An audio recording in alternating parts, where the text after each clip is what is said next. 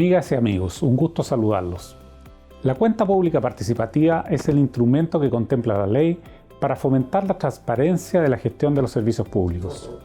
Además, es la culminación de un proceso que comienza muchos meses antes y que constituye la piedra angular de la participación ciudadana. En nuestro caso, lo hacemos a través del diálogo permanente con nuestros 35 consejos de la sociedad civil constituidos a lo largo del país. 2020 fue un año muy especial en la historia de la humanidad, de nuestro país y de nuestra institución, y por lo mismo, realizaré una cuenta distinta a la que normalmente hemos venido haciendo. Más que dar a conocer los números de la gestión, los cuales están en los documentos que acompañan esta exposición, mi intención es justamente dar cuenta de cómo enfrentamos los escenarios al que este 2020 nos desafió.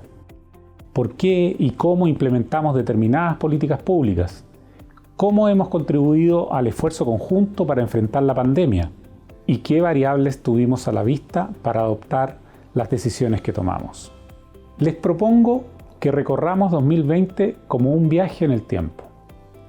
Parto por recordar que la ley que rige a FONASA le entrega básicamente funciones de recaudación y financiamiento a las distintas entidades de salud.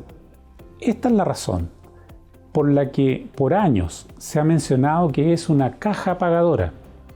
Solo en las atenciones relacionadas con GES y Ley Ricarte Soto, FONASA actúa como un verdadero asegurador, respondiendo ante el acceso a la salud de sus beneficiarios. Por decirlo de alguna manera, a excepción de esas dos situaciones, FONASA es la entidad financiera del Ministerio de Salud. Sin embargo, es FONASA la que muchas veces se enfrenta al dolor y la angustia que sus beneficiarios viven al no poder acceder a la salud en forma oportuna y sin que signifique un grave problema financiero. Por ello, desde nuestra administración hemos adoptado decisiones y ejecutado acciones a partir siempre de un principio irrenunciable: lograr acceso para nuestros beneficiarios a atenciones de salud en forma oportuna y con el menor impacto financiero posible. Esa es nuestra fuerza inspiradora. Cuando partimos el año 2020, arrastrábamos el aumento de listas de espera y retraso en garantías GES que se produjo especialmente a partir de octubre de 2019. Muchas personas durante esos meses postergaron sus atenciones y hubo un retraso general de las actividades habituales, entre otras razones por paralizaciones de funcionarios. Sabíamos que en 2020 debíamos redoblar los esfuerzos. Entonces, durante 2019, habíamos trabajado para instalar nuevos programas que nos ayudaran en esos objetivos. Dos de ellos eran un programa asociado a los mecanismos de pago a los hospitales públicos y otro asociado a una innovación en la manera de entregar las atenciones a los beneficiarios. En la discusión del presupuesto 2020, no sin dificultades, habíamos instalado el programa llamado GRD, Grupos Relacionados de Diagnóstico, para financiar a los 65 hospitales de mayor tamaño en la red pública. Esto era una verdadera revolución en el financiamiento de la red. Antes, y por décadas, los hospitales se financiaban por dos vías: un pago por prestaciones, es decir, se les pagaba por cada examen o cada procedimiento o consulta un determinado valor y la diferencia de esto se entregaba como un presupuesto histórico. Eso se conocía como PPB y PPI. Pero ¿cuál era el problema? Que el método de financiamiento no ponía en el centro al paciente. No se pagaba por la resolución integral, sino que por hacer cosas. Y la mayor parte se transfería para cubrir simplemente los gastos. La gestión, por lo tanto, no era premiada. El pago por GRD hace que la actividad se valore en función de la resolución integral de los problemas de los pacientes, desde que el beneficiario ingresa al recinto hasta que se va de alta. Esto nos permite enfocar la actividad de los hospitales a solucionar el problema de salud de sus pacientes, es decir, al hospital se le paga por resultados. El segundo programa tiene que ver con un gran desafío de nuestra red pública: la inequidad territorial en el acceso a especialistas. Con el objetivo de mejorar esto, durante 2019 hicimos los estudios para incorporar la telemedicina, herramienta que permite el acceso a la salud más allá del acceso territorial. No fue fácil, porque nos encontramos con mucha resistencia a la innovación de parte de la propia comunidad de especialistas. Así fue como a comienzos de 2020 anunciamos la incorporación de 7 códigos de telemedicina. Solo con esto ya habíamos dado un gran salto, el inicio de lo que ya es un nuevo modelo en la atención. Por último, habíamos incorporado códigos nuevos para detección temprana del cáncer, así como cobertura para quimioterapia. Por lo tanto, entre 2019 y 2020, con criterios y objetivos sanitarios, hicimos las mejoras más importantes para el diagnóstico y tratamiento que necesitan los pacientes oncológicos. Hacerse cargo del cáncer se trata de un paso responsable que va en la dirección correcta. También habíamos incluido nuevos bonos PAD asociados al infarto cerebral y sus distintos tratamientos e integrado por primera vez prestaciones muy anheladas por las personas tales como la terapia ocupacional. Otro grave problema es el acceso a medicamentos a precios razonables. Chile tiene uno de los gastos de bolsillo en salud más altos de la OCDE y el gasto en medicamentos es gran parte de este. A pesar de los medicamentos cubiertos y otorgados en la atención primaria y secundaria, las personas igualmente incurren en compra de medicamentos en forma particular. Anhelábamos reducir ese costo, pero FONASA no puede entregar cobertura financiera para medicamentos ambulatorios que se adquieren en forma privada. Entonces, durante 2019, trabajamos en una política innovadora y pionera a nivel país. Realizamos una licitación pública para que nuestros beneficiarios tuvieran descuentos en los precios de medicamentos, en sus compras personales en farmacias. Más de 2.700 medicamentos, que son los más usados por nuestros beneficiarios, bajaron sus precios. Esto significó que en 2020 el ahorro de las personas de FONASA que utilizaron estos descuentos fue más de 7.000 millones de pesos, lo que equivale a 40.000 pesos por persona beneficiaria aproximadamente. Dicho esto, lo que quiero destacar es que logramos un beneficio sin usar recursos del Estado, porque no hubo un solo peso del Estado hacia las farmacias adjudicadas. Solo desde la innovación, la gestión de FONASA, mucho esfuerzo y creatividad generamos esta licitación que hoy tiende una mano al presupuesto familiar de los 15 millones de beneficiarios. Nos enorgullece que las mujeres, los sectores de clase media y las personas adultos mayores han sido especialmente beneficiados con todo esto. Hasta acá, todo lo que veníamos haciendo tenía la impronta del eje fundamental de FONASA: lograr acceso a la salud para sus beneficiarios en forma oportuna. Dentro del marco legal y facultades vigentes, usábamos todo lo que estuviera a nuestro alcance para priorizar los problemas de las personas. Sin embargo, sabemos que se necesita mucho más. Por ello, y con el convencimiento de que necesitamos hacer realidad concreta el derecho a la protección de la salud, presentamos al Congreso 2 proyectos de ley. Extremadamente relevante es el proyecto de ley que hace un cambio estructural a FONASA, Mejor FONASA, que busca instalar un plan de salud universal y sus garantías para todas las acciones de salud, para que FONASA, de una vez por todas, pueda convertirse en el real asegurador de las personas y no solo una caja pagadora. Se trata del cambio más importante del seguro público en toda su historia. Así, comenzamos a enfrentar el año 2020, con toda esta gestión y cambios que apuntaban a mejorar el acceso a la salud para más de 15 millones de personas. Enero y febrero tenían buen aspecto.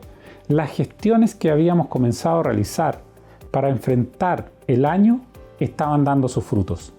La actividad asistencial retomaba con vigor su curso, las garantías retrasadas comenzaban a disminuir y se comenzaba a trabajar en las listas de espera. Pero, desde fines de diciembre, se escuchaban noticias de un virus en una remota ciudad de China. En enero comenzamos a ver que el tema estaba escalando en Europa y a fines de ese mes la OMS emitía una señal de alerta de propagación mundial sin declarar aún una pandemia. Hasta ese momento, el mundo no sabía realmente a qué nos enfrentábamos. Con estos antecedentes, el Ministerio de Salud, luego de hacer un seguimiento de la situación desde sus inicios, tomó la decisión, el 5 de febrero, de declarar una alerta sanitaria en todo el país por COVID-19. Esto le permite al Ministerio el uso de medidas extraordinarias y de coordinación de la estructura sanitaria, de forma de enfrentar posibles efectos de lo que hasta ahí era muy desconocido. Entre las medidas tomadas se encontraba la posibilidad de que la Subsecretaría de Redes Asistenciales coordinara toda la red sanitaria del país, tanto pública como privada.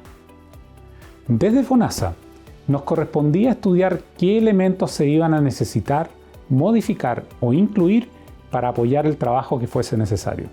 Fue entonces cuando asumimos y entendimos que en 2020 el trabajo de FONASA que normalmente hacíamos caminaría en rutas paralelas, complementarias, y sin lugar a duda necesitaríamos muchísimos esfuerzos adicionales. Por un lado, debíamos seguir trabajando el propósito por el cual existe FONASA, mejorar el acceso a la salud y la protección en salud de sus beneficiarios. Pero a la vez, debíamos prepararnos para un camino que podía ser muy rudo. Sucedió que en un tiempo récord debimos repensar una estrategia, adicional a la que teníamos, replantearnos los recursos financieros, logísticos y humanos, unir esfuerzos y voluntades por un objetivo adicional, proteger a las personas del COVID y administrar la pandemia. Lo primero fue la comprensión de que la detección del virus se hacía a través de un examen de reacción de polimerasa en cadena, PCR, el cual no teníamos codificado. Cuando FONASA codifica un nuevo examen, lo hace tanto para la red pública como para la libre elección, lo que a su vez lo convierte en obligatorio para las ISAPRES. Sin embargo, en libre elección, cada vez que hay un código nuevo, los prestadores deben inscribirse en él y no había tiempo para eso. Por ello, buscamos un código ya existente para incluir este nuevo test y estudiamos si el costo de este era aplicable al arancel ya vigente. Con todo, el 20 de febrero dispusimos la nueva codificación para efectuar test PCR de COVID-19, por lo cual este examen quedó financiado para su uso en el país, entregando gratuidad en la red pública y un costo acotado en libre elección. Incluso se fijó un precio máximo para quienes lo hacían de manera particular. A la espera de los primeros contagios y pacientes, y mientras el Ministerio de Salud se preparaba para afrontar lo que vendría, nosotros debíamos velar por dos temas importantes: cómo apoyar el financiamiento de la red en pandemia y cómo lograr que el acceso a acciones y control de la salud continuara con el menor impacto posible. El primer caso COVID llegó a Chile en marzo. Nuestras vidas cambiaron y con ello el trabajo de todos y de tantos. Sin dejar de hacer lo que hacemos, nos debimos adaptar como país a los retos siderales de la pandemia. Lo más significativo en salud de los últimos 100 años. Apoyamos a la Subsecretaría de Salud Pública en la inclusión de códigos específicos de licencias médicas por COVID-19. Enviamos instrucciones a los hospitales de cómo codificar en GRD las atenciones por COVID y comenzamos a estudiar cómo masificar la atención remota. Nos ayudó en esto mucho que, como les comenté, habíamos realizado un gran trabajo durante 2019 para instalar la telemedicina. Teníamos camino recorrido, pero necesitábamos rápidamente comprender qué especialidades y prestaciones podían efectuarse en forma remota. Buscamos ayuda. Nos apoyamos en el Centro Nacional en Sistemas de Información en Salud, una entidad que nació desde la Corfo y que nos ayudó a buscar la evidencia mundial y colaboró con nuestro equipo para identificar especialidades que podían entregarse remotamente. Con ello, luego de un trabajo valioso y exhaustivo, el 24 de marzo publicamos la primera resolución con la cual ampliamos la posibilidad de entregar atenciones en forma remota en 39 prestaciones. Y entregamos a su vez las reglas en que dicha atención debía darse para resguardar los derechos de los pacientes y la calidad de la atención. A esta primera resolución, más tarde se le sumó una segunda y una tercera, para completar 49 prestaciones. Haber impulsado la atención remota en salud nos llena de orgullo. En primer lugar, nos permitió paulatinamente retomar la actividad que mostraba una caída de 84% la última semana de marzo, hasta su nivel histórico a diciembre. Esto es importante, porque permite paliar en parte la necesidad de controles y atenciones que la población normalmente requiere. Además, la comunidad sanitaria, que había sido renuente durante 2019, ahora apoyaba y abrazaba este nuevo modelo de atención. La telemedicina no reemplazará completamente la medicina presencial, pero es un gran salto para nuestro país y sobre todo para los beneficiarios de FONASA, que ahora pueden tener acceso a especialistas independientemente de la comuna donde vivan. Con ello, cumplimos con lo que les comenté era el eje de nuestro rol: lograr acceso a la salud para nuestros beneficiarios. Todo esto lo coordinamos siempre con otras entidades públicas relacionadas. Por ejemplo, ingresados nuevos códigos, informamos a la Superintendencia de Salud para que ellos instruyan a las ISAPRES y con eso se instale también en el sector privado. Hacia mediados de marzo, la situación de pandemia se veía compleja. El país debía redoblar esfuerzos para hacerle frente. El 18 de marzo se declara estado de excepción constitucional por catástrofe y comenzaba el confinamiento. Mientras, debido a que los hospitales coordinaban la reconversión de camas y la ciudadanía no concurría a centros clínicos atemorizada por el peligro de contagio, la actividad asistencial bajaba sustancialmente. Una fuerte señal de esto se evidenciaba el 30 de marzo, al decretarse la suspensión temporal de garantía GES.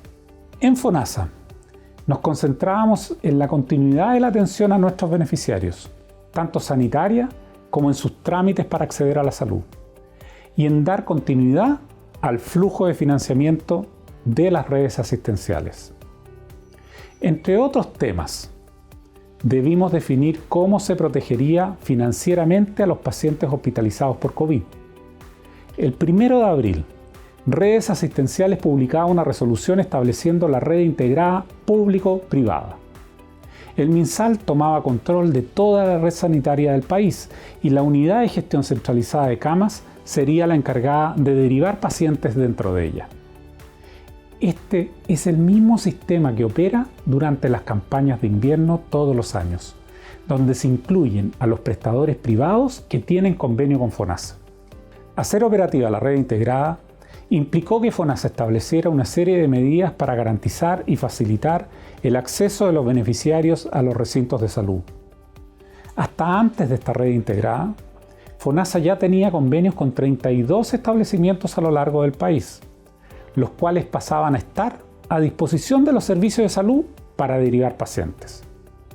A partir de marzo, FONASA ya había comenzado a establecer nuevos convenios con la mayor cantidad de establecimientos privados posibles, en las mismas condiciones con las que se había licitado prestadores en 2019, especialmente con los mismos precios máximos allí fijados. Se homogenizaron entonces los precios máximos entre los establecimientos y se generó un solo mecanismo de pago, GRD. A fines de marzo ya habíamos ampliado la red de convenios de 32 a 45. Una nueva resolución, el 13 de abril, instruyó que dichos precios máximos, basados en los precios de mercado obtenidos en la última licitación pública, debían ser los aplicables a cualquier convenio nuevo. Finalmente, dispusimos de convenios con un total de 73 entidades privadas. Desde la mirada de la protección financiera y como consecuencia del establecimiento de la red integrada, independiente de si un beneficiario se atendía en un hospital público o privado, se entendía como dentro de la red pública, es decir, se le otorgaba la máxima cobertura financiera, la cobertura de la modalidad de atención institucional. Esto es, que los grupos A y B y los mayores de 60 años tienen gratuidad y que los de grupos C y D deben pagar un 10% o un 20% de copago. Otro desafío que debimos enfrentar era la continuidad de la atención presencial en nuestras oficinas. No sabíamos cuánto flujo tendríamos por la situación de confinamiento y temor, pero entendíamos nuestro rol de servicio público como esencial en una pandemia. Debíamos estar a disposición de nuestros beneficiarios. Compatibilizar esa continuidad de atención con los razonables temores de nuestros propios funcionarios fue parte de un diálogo constante con sus representantes gremiales y la adopción de tempranos protocolos laborales COVID y guías de manejo, pioneros en nuestro país y el servicio público, que fueron otorgando seguridad para el trabajo presencial que como servidores públicos en salud debíamos realizar. En atención a esto, es motivo de mi aprecio a nuestros funcionarios y funcionarias el haber mantenido abierto durante toda la pandemia las sucursales del país, con la excepción de las unipersonales que son las más pequeñas.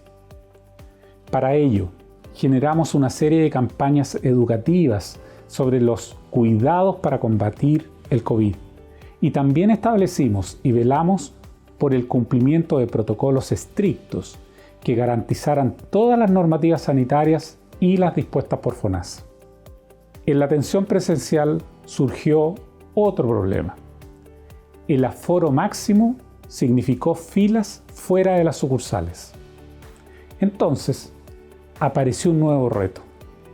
Nuestras sucursales se ampliaron, abarcando ahora la gestión de las filas. Quiero felicitar a todos los equipos de FONASA, porque con su máximo ingenio y sentido de urgencia implementaron un grupo de medidas eficientes y eficaces para atender esta necesidad. Algunos ejemplos: un código QR para agendar la hora de visita a la sucursal, asesores de salud de FONASA afuera, en las filas, con los beneficiarios, para atenderlos mientras las personas esperan. Filas diferenciadas de acuerdo con el tipo de trámites más simples o más complejos, habilitación de zonas o espacios para la autoatención y plataformas tecnológicas que permiten que el mismo beneficiario haga su trámite directamente en la sucursal y apoyado por funcionarios de FONASA sin pasar por los pasos previos. Por cierto, todo esto es parte de un gran plan con el cual queremos ir transformando las sucursales para que finalmente todas sean ágiles, facilitadoras y resolutivas. Ahora, innovar y facilitarle la vida a las personas requiere de un pilar fundamental: la tecnología. Fuimos aumentando los trámites digitales para todos los beneficiarios.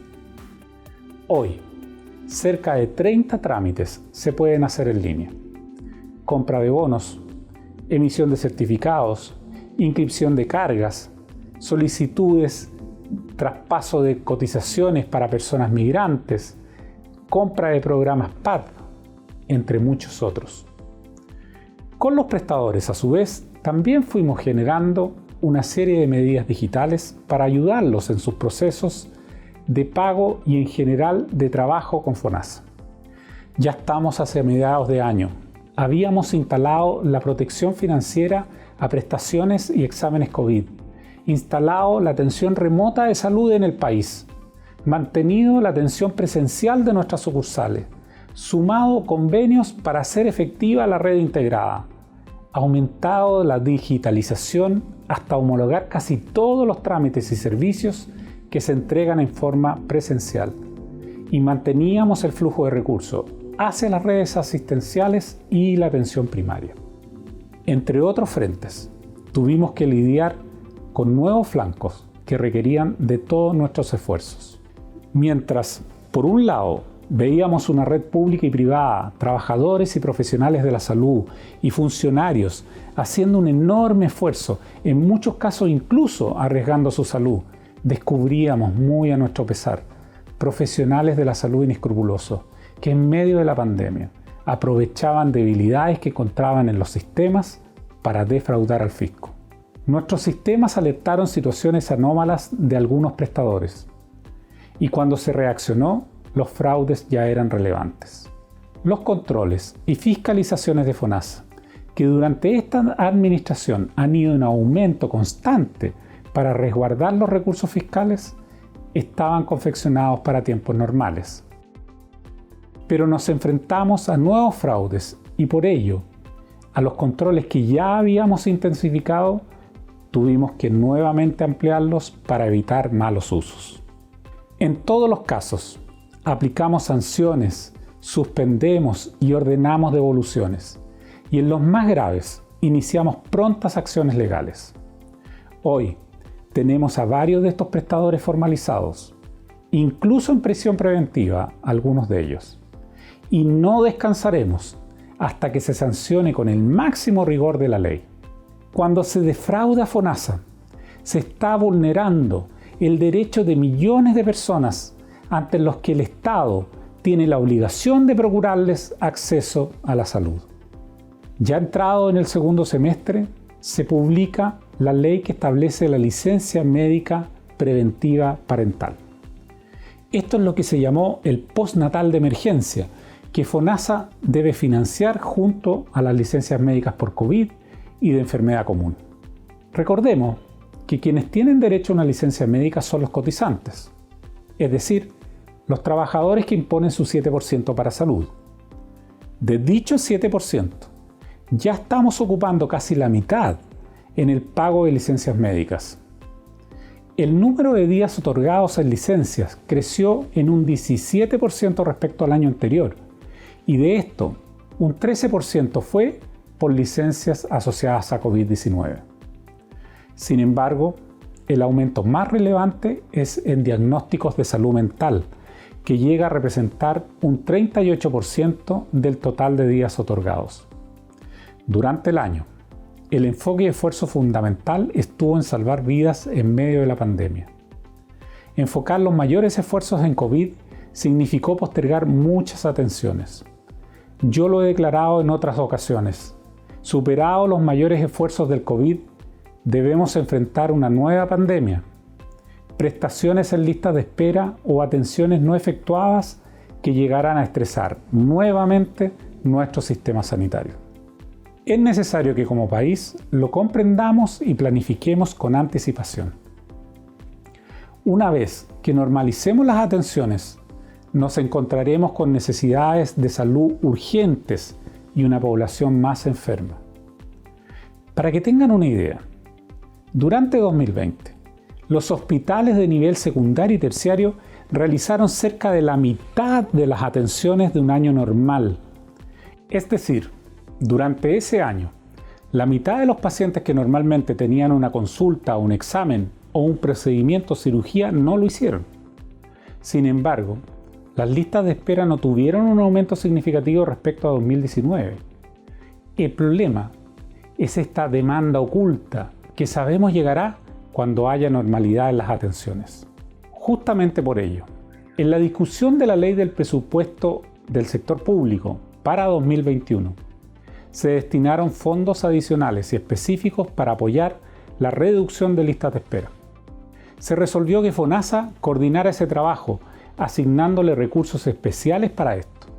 Junto a las mejoras concretas en la cobertura para 2020, ya diseñábamos un plan anual para mejorar las coberturas que vendrían el 2021.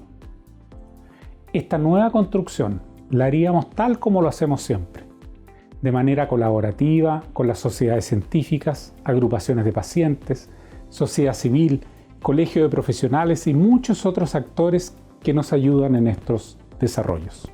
Solo como anuncio, les comento que este año mejoramos 122 prestaciones en la modalidad de libre elección. nuevos exámenes para la detección de virus y para distintos tipos de cáncer, mejoras en la cobertura del PAD dental, atenciones para ayudar en la deglución, que es una de las secuelas del COVID, más intervenciones quirúrgicas como implante coclear, vasectomía o cirugía intrauterina, codificaciones para robustecer la telemedicina y muchas otras para seguir protegiendo a las personas.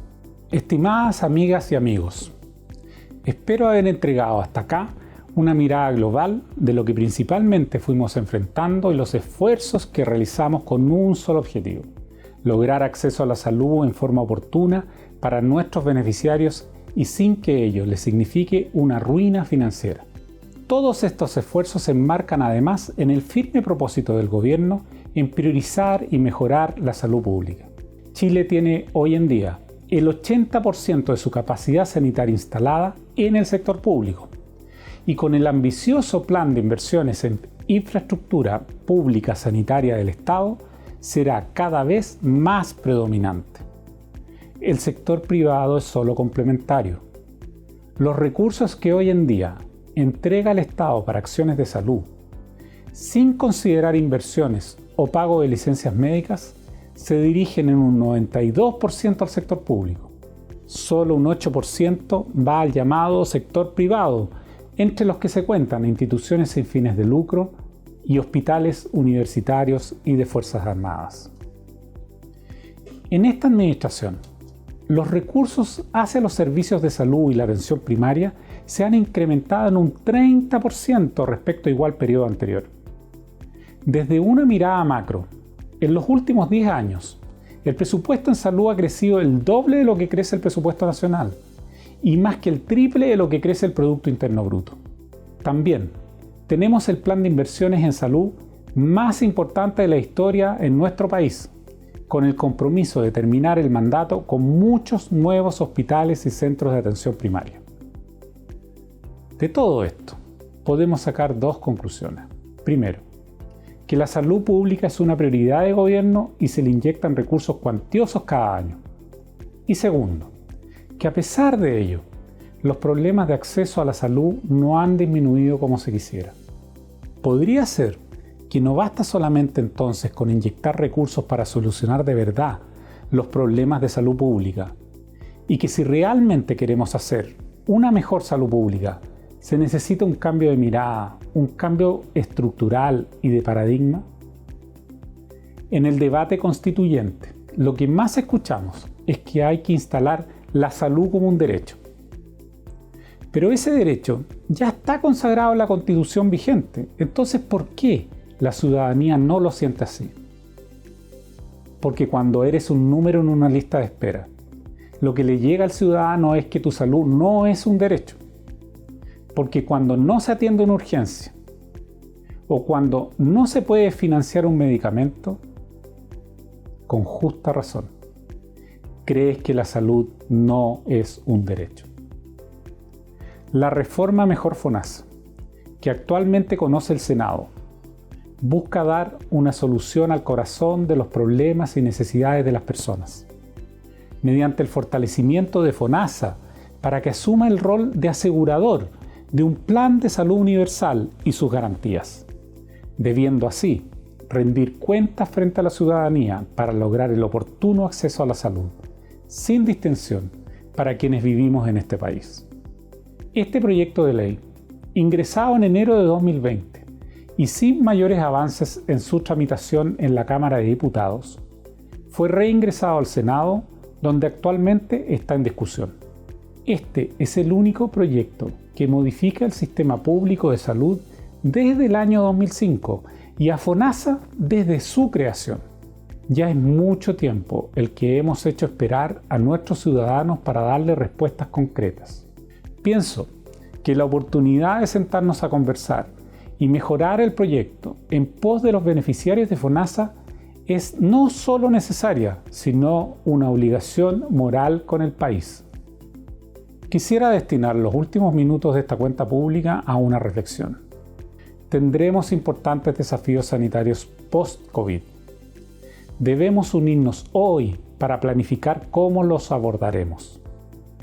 Me pregunto, ¿qué sacaremos en limpio de esta pandemia?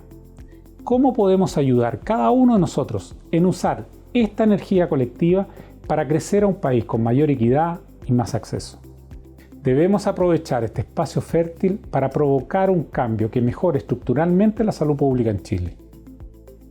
La red integrada ha sido un ejemplo virtuoso de cómo se facilita el acceso y se generan todas las condiciones para que las personas puedan sanar sin temores al acceso y al financiamiento. El proceso de vacunación con la atención primaria ha sido un lujo. Tenemos mucho que aprender de lo que hemos logrado con esta organización. Como se dice, es más importante estar juntos que estar de acuerdo. Y si de verdad sentimos el dolor en salud que viven las personas, sé que avanzando juntos podremos encontrar las soluciones. No puedo terminar sin agradecer el esfuerzo conjunto que todos los funcionarios y trabajadores de la salud han estado realizando en estos momentos tan difíciles para nuestra humanidad y país.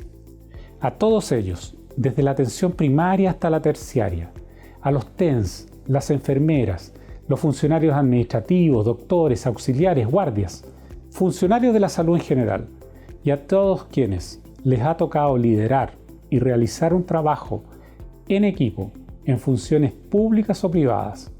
Vaya mi reconocimiento, admiración y gratitud. Pero las últimas palabras van para los y las funcionarias de FONASA que me han acompañado en este duro año. A quienes entendieron que su labor de servicio público se probaba y mostraba en estos duros momentos. A quienes arriesgaron su salud para darse a los demás. Muchas gracias. El año recién pasado ha sido difícil y doloroso. Las lecciones que nos deja tanto dolor suelen ser las más importantes para lo que viene. Hemos aprendido como humanidad que somos frágiles, pero que unidos somos fuertes. Ojalá no lo olvidemos. Muchas gracias.